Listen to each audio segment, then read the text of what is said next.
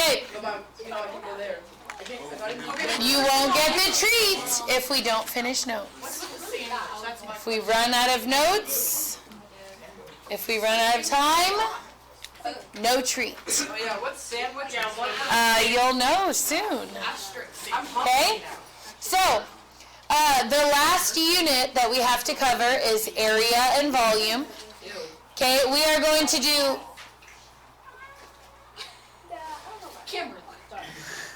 We are going to do area this week. We'll start volume after the break. It'll take about 2 weeks, then you'll have your last unit test. And then we're reviewing for the AP test after that. Okay? So, no. F of x greater than g of x just means f is the higher function on the graph. So, right here, we'll do f of x. Okay, then we'll put g of x maybe like here. Okay, and let's say that I want only the area between those two graphs. So the oval part? Yeah. Now notice that that's not like a specific shape that I can use one of my area formulas. Okay, even if it was a perfect oval, I could find the area. The problem is that it's pinched on the sides, it doesn't follow. So what you would do is a combination of integrals. The first integral that we're going to do is going to be the integral from a to b of f of x dx.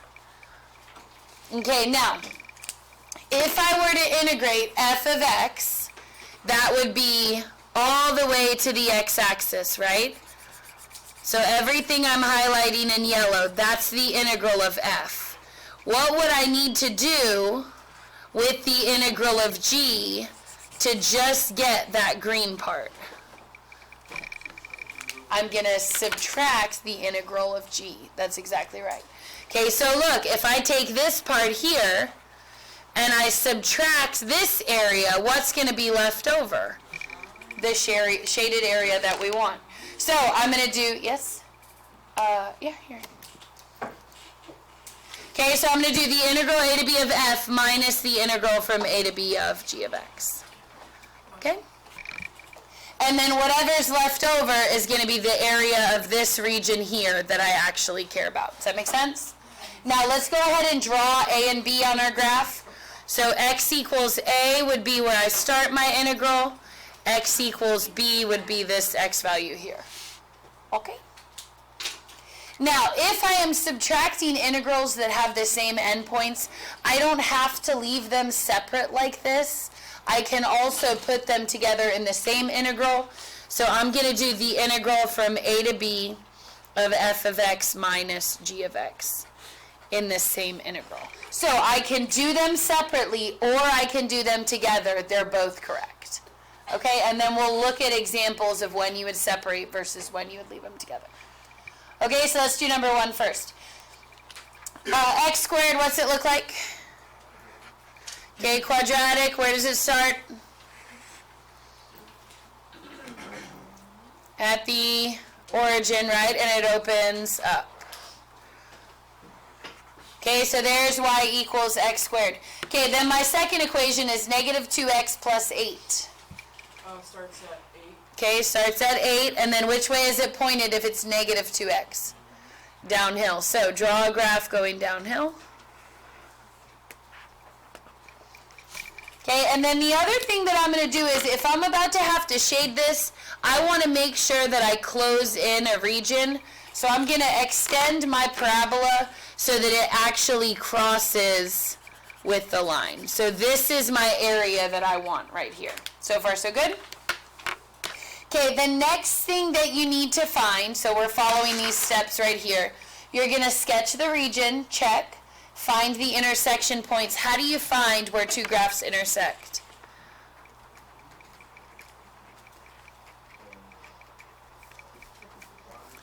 Set them equal. Whoever said that, okay, that was correct.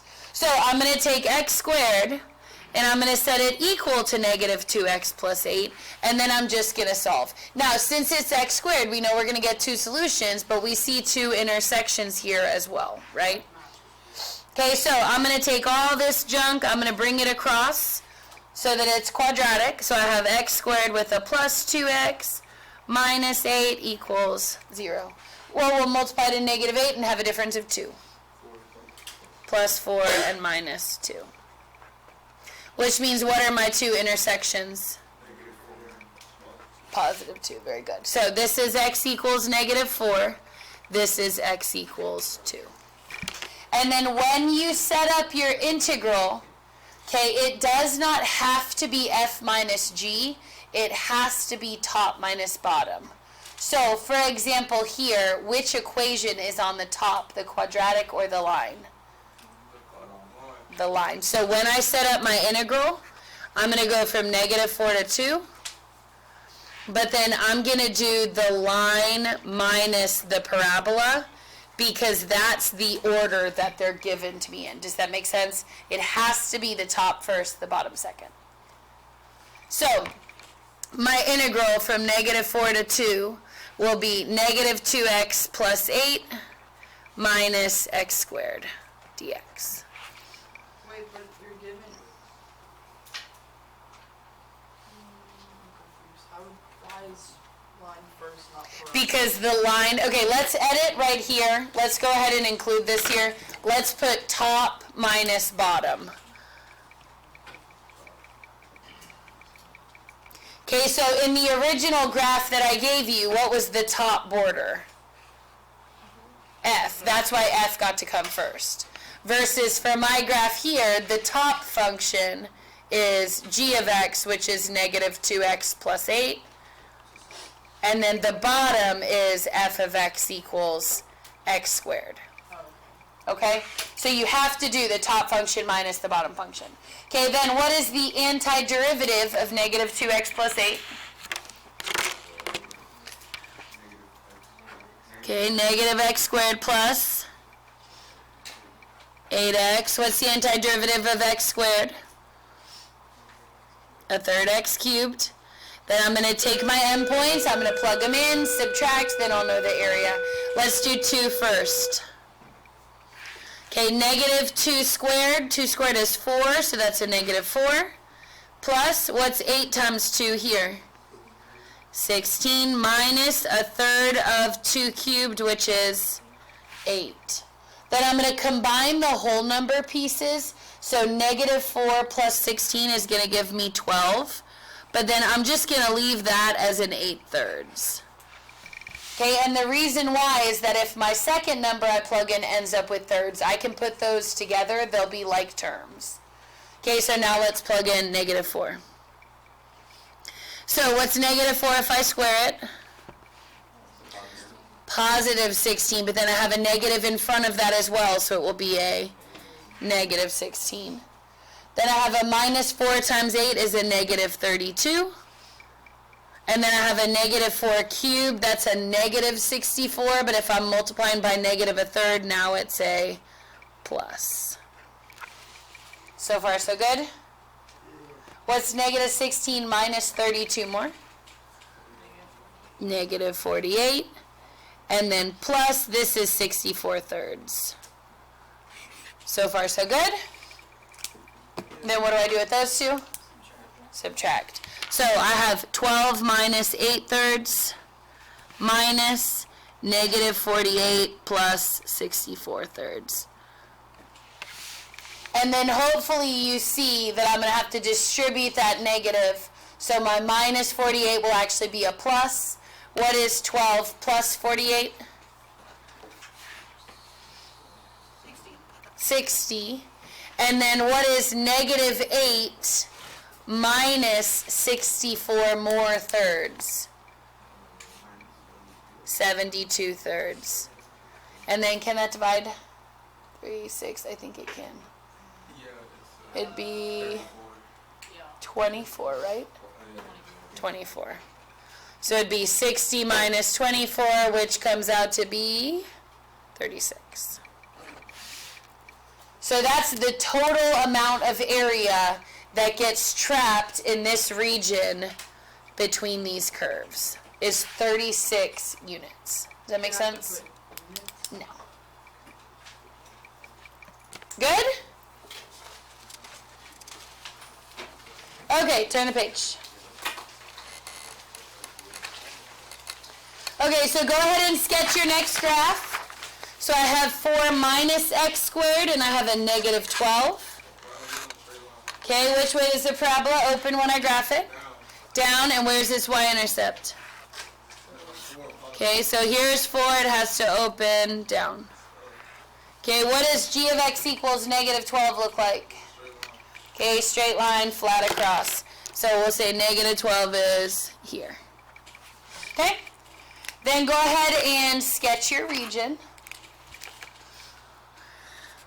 Okay, so we know we want this.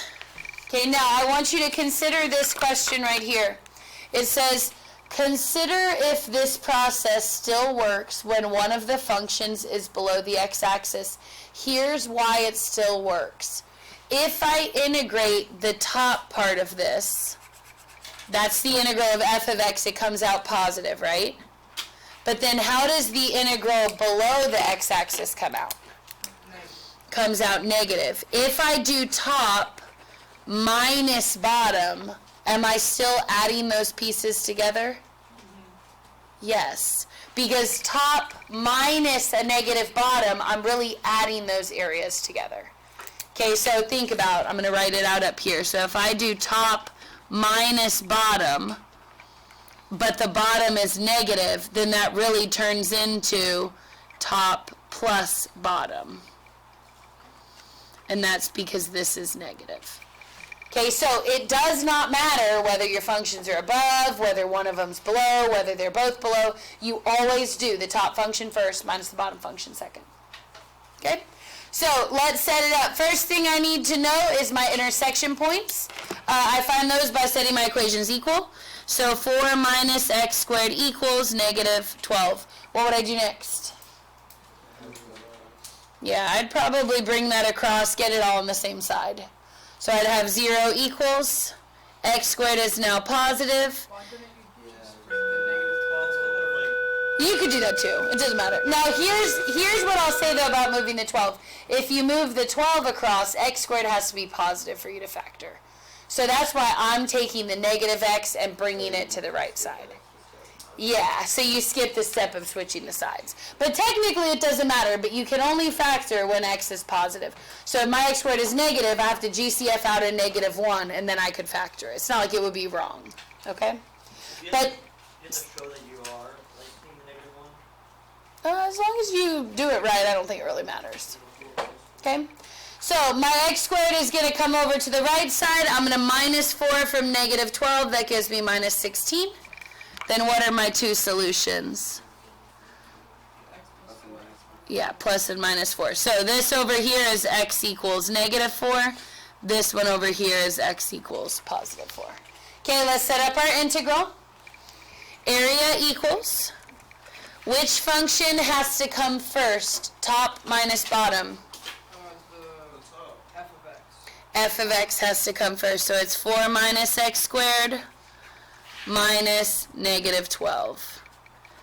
And then my lower end point is going to be negative 4 the first time they cross. My second point will be regular 4. Make sense?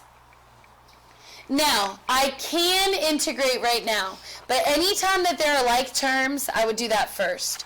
So for example, if I have 4 minus negative 12, can I put those together? Yeah, what is it? So really, I'm going to integrate 16 minus x squared. Okay, and the reason why is the less stuff that you're plugging into, the less likely you're going to make a mistake. Okay, what's the antiderivative of 16? Antiderivative of minus x squared is a third x cubed. Then we're going to plug in capital F of 4, then capital F of negative 4, then we're going to subtract those values. What is 16 times 4? 64. Then 4 cubed is 64 again, but now I have a third on it. So I'm going to rewrite that as 64 minus 64 thirds. Okay, and remember, I'm not going to try to get a common denominator there because I might have another third that can go with that. Okay, now we're plugging in negative 4. What's 16 times negative 4? Negative 64. And then if I do negative 4 and I cube it, that stays negative, multiplied by this negative turns positive 64 thirds. And then what am I doing with those two things? Subtracting. So my final answer would be 64 minus 64 thirds minus negative 64 plus 64 thirds. And if it was free response, you would be done at that point. But since it's not, what's my minus a negative here? Plus, so what's 64 plus 64? 128. And then when I minus this 64 thirds from that 64 thirds, I'd have minus 128 thirds. Make sense? Okay, that was for the answer for number 2. Okay, number 3, sketch the graph. Okay, we have find the area between root 2x and 4. Root 2x and 4. What does square root 2x look like? It's the same as square root x. Yep. Yeah. So it starts at 0, 0, and then it just kind of like rainbows to the side. Okay? Then y equals 4, what does that look like? Okay, y equals 4 would just be a straight line across. Shade between those two graphs, but it says that I want to be bounded on the left by the y-axis. So the problem is on all the other ones my area was trapped. This time if I start shading, I could keep shading and shading and shading because they never cross again. But they're telling me where to stop. Okay, I have to stop at the y-axis. So what x would that be if I started at the y-axis here? 0. And then to find the other one, I'm going to actually still have to set them equal like I normally would. So let's do it. To find my intersection, I'm letting root 2x equal 4. What do we do first? Okay, square both sides. Root 2x when I square it is just a 2x now. 4 squared is 16. Divide by 2. This crosses at 8. Okay, then set up your integral. Who's going to go on top for my antiderivative? G of x, which is the line. So I'd go from 0 to 8. Of the function, 4 is on top, and then root 2x is on bottom. Okay, now, when I do that antiderivative, what part of that integral needs u substitution? This part. Does the front part need u substitution? No. This is where, flip back one page. Do you remember this thing? Where I could write them together or separate? You would do separate if one needs u sub but the other doesn't. So if it's regular, I'm going to do it like this. But if I only need u sub on one part, I'm going to separate these. So look what I'm going to do on this one. Okay, I'm going to separate that into the integral of 4 from 0 to 8. And then minus the integral from 0 to 8 of root 2x dx. Does that make sense? And the reason why is this part needs u sub, but that part doesn't. And so when you have that situation, you would want to split those up, work the integrals separately, and then subtract their answers. Okay? So let's do the 4 side first. What's the antiderivative of 4? 4x. What am I plugging in on top? 8. 4 times 8 is 32. On bottom, we're plugging in a 0. 4 times 0 is 0. 32 minus 0 comes out to be 32 minus Now, notice, my minus is here. So when I work this integral, I'm not going to include the negative because my negative is going to come from the fact that I'm going to subtract it later. Does that make sense? Okay, so let's do the integral of root 2x. What should my u be? 2x. What's my du?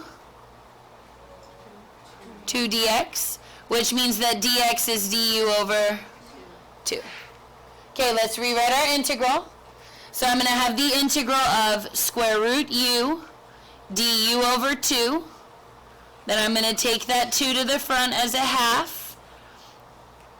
And then square root u is going to become u to the half. Are we good so far? Okay, now I'm going to change my endpoints. My upper endpoint was an 8.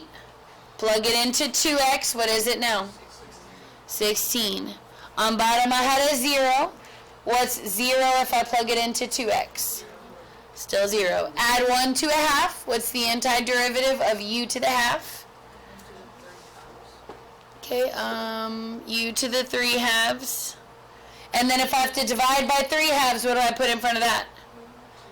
2/3, but I already had a 1/2.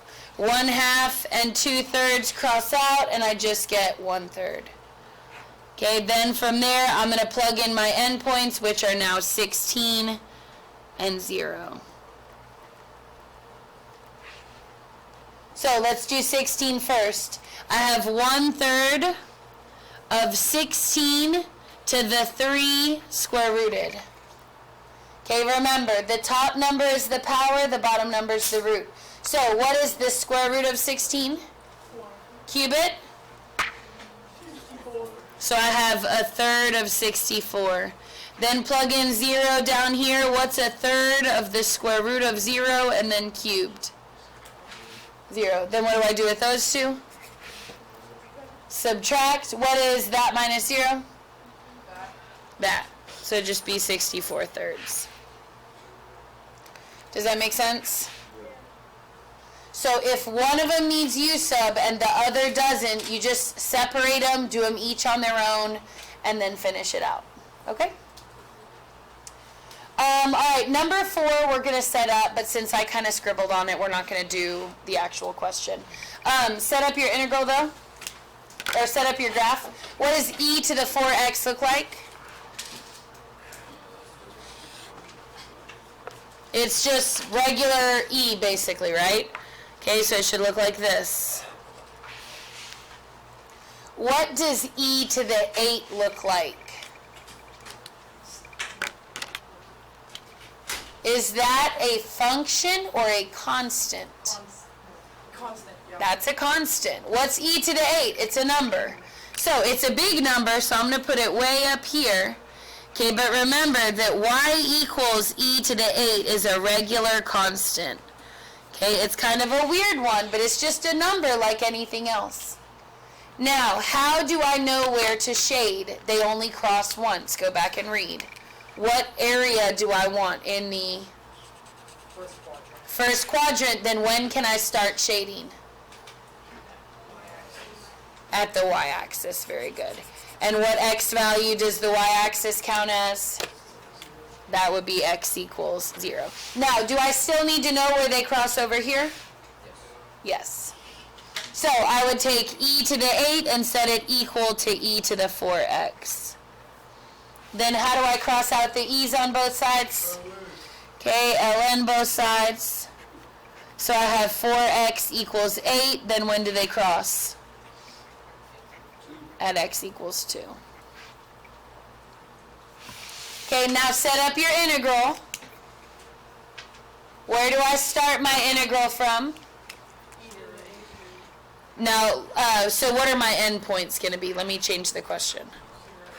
0 to 2, and then which function comes first? E to the 8.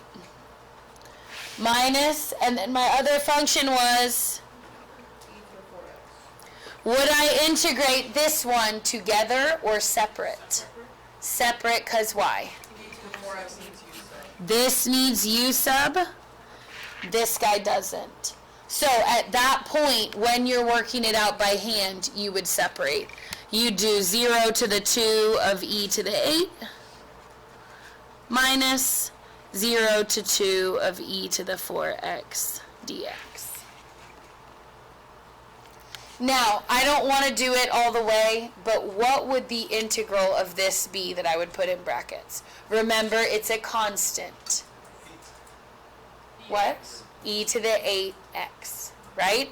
Any constant, if it's a 5, integral's 5x. It's a 12, 12x. E to the 8, it will be e to the 8 times x. Okay, it's just a regular number. Then you'd plug in 2 and 0 and subtract blah, blah, blah. So I'm just going to put dot, dot, dot, because I ran out of room. Okay, but you get the idea? Okay, turn the page. One more.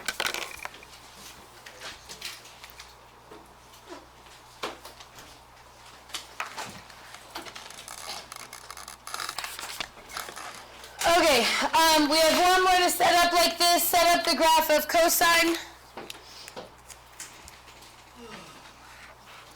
Okay, where does cosine x start?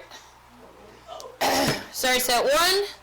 And then remember, cosine is an even graph, so it has symmetry, okay, across the y-axis. If you remember that, awesome. If you don't, oh well. Okay, where would y equals a half go? Yeah, what kind of graph would it be, though, for a half? It'd be flat, right? Okay? Now, normally I would shade this whole pocket, but it says I want to be bounded between cosine x, 1/2, and the y-axis. So this little kind of triangle-looking piece. Okay, so you just want to be really careful that you're reading the whole question. If they give you the y-axis, you can't start till 0.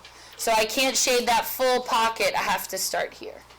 Okay, then what would my integral be that I would set up? Area equals, okay, cosine comes first because it's on top, minus what's on bottom, 1/2 dx, and then what are my endpoints? The bottom one is 0, and then this one we're going to have to find. So let's find it real quick. I'm going to set cosine x equal to 1/2. And then I'm going to think about, hand trigger, unit circle, doesn't matter, which finger makes cosine 1/2. Okay, if I'm here, though, that's root 2 over 2. I want it to be 1/2. I need one finger. This one only, that means I'm folding this one. Pi thirds. Pi 6 is down here. Yeah? So if I want one cosine finger on top, I want pi over 3. And that will be my upper endpoint here. Okay, now look at the integral. Together or separate? Do I have to separate it like I did the last two, or can I do it together? Together, because why? There's no u sub. No u sub. Okay, now, can you still separate? Sure. Okay, but you don't have to separate unless one part needs it, one part doesn't. What is the antiderivative of cosine x?